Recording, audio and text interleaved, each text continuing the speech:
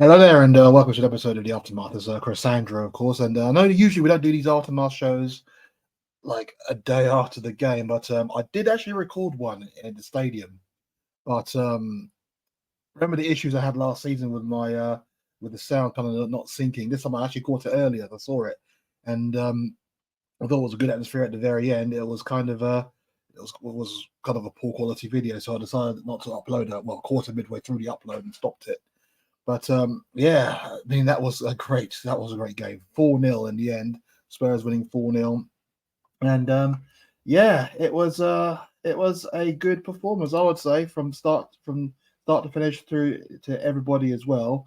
And very, very few players had issues, I would say. I mean, probably the only real notable one was I'm not gonna I hate bringing up names because I know everyone loves a pylon, but yeah, although Rennie Johnson did very everything defensively and started off quite well with a chance on goal with a header, which was just narrowly wide. Is It looked like he was in fear of taking on his man, and that would kind of cause a lot of issues down the right hand side where the debutant Wilson Odobert was absolutely fantastic. He had no fear, literally taking on anyone and everyone, scaring their right back, who I understand was a debutant himself. So yeah, I mean, he ran and ragged for 60 minutes and then he ran out of puff. But his fitness will come in time. But wow, the performance. I mean, from start to finish, we just kind of like we pinned them down. We did not let them get up for air, and that was fantastic. And great goals as well. I mean, we started off with a goal for. I mean, Basuma scored first. I didn't actually think it was going to start. If you saw the my rants video 24 hours before, I had Archie Gray to start in that position, but I'm glad he did. I mean, that goal, that thunderbolt of a goal, what a strike! And set up from Kulusevski, who was fantastic himself. You know, I mean, he was jinking through the penalty area. I mean, this is what we have to do against low block teams. I mean, this is where we have the issue: take the game to them, or if you can't take the game to them, then have long range shots. But we took the game to Kulusevski jinking and dancing to the penalty area, and it was this layoff that allowed Basuma to score to make it 1-0. And then scoring a cheeky goal.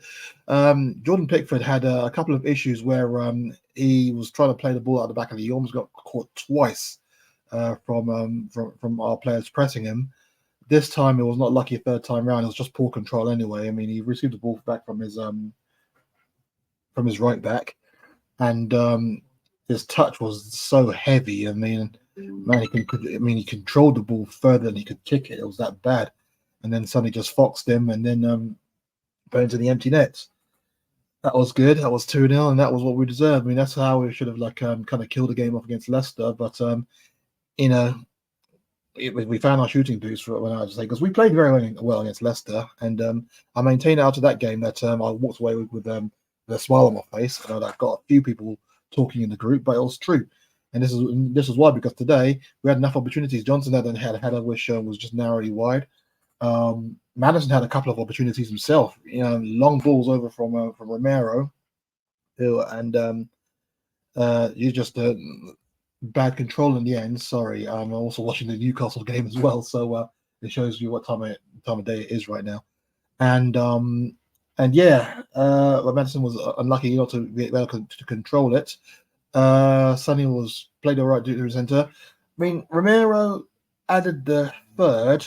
This was into the second half, but at this point, I didn't actually think he played that well in terms of part. I mean, I just referenced the long diagonal ball over to Maddison, and he did that on two occasions where Maddison was unlucky not to be able to control it.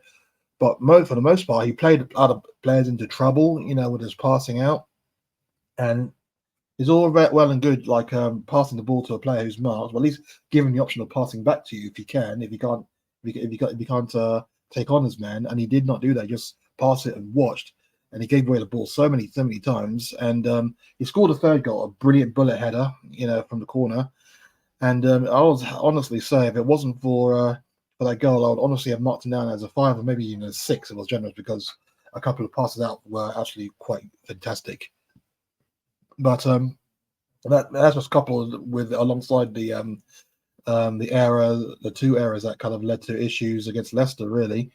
Um, but yeah, I mean, defensively we were solid, and Van der Ven was brilliant at mopping up, and it was Van der Ven which I'll come on to, who was the man right here after an Everton attack, which I think I'm trying to pass through and can't remember who it was. Trying to pass through him, but he just stopped the ball, and then from there, Bournemouth just hit the crossbar there. But from there, Van der Ven ran from the edge of the penalty area through midfield. Remember Sonny's goal against Burnley a couple of years ago? It was kind of like that. It was a couple of years or 3 years, something along those lines.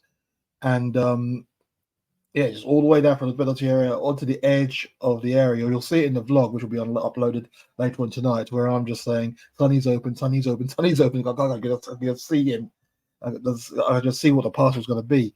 And he drew in 3 other players there as he was running straight through them. And then obviously Sonny was open, and he just absolutely nutmegged Pickford for the 4th goal. And that was fantastic. And you have to say that Pickford would just hate the sight of Sonny after this game.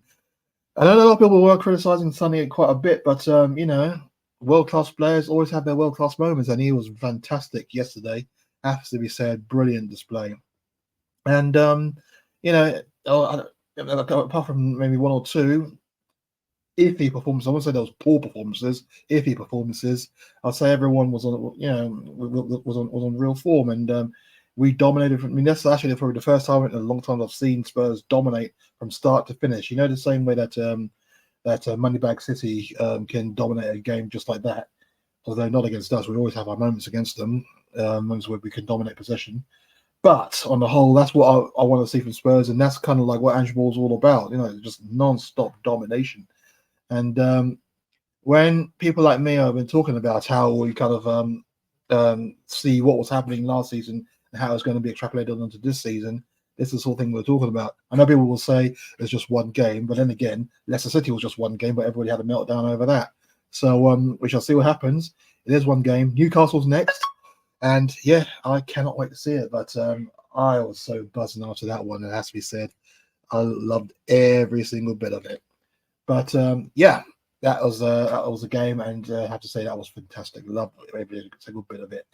Now, just gotta wait for the vlog to upload, and then you shall watch how I was in the stadium. But great game. Final score there: Spurs 4, Everton 0, and Everton, that's a second straight heavy defeat. It's looking peak for them this season. It really is, man. It really, really is.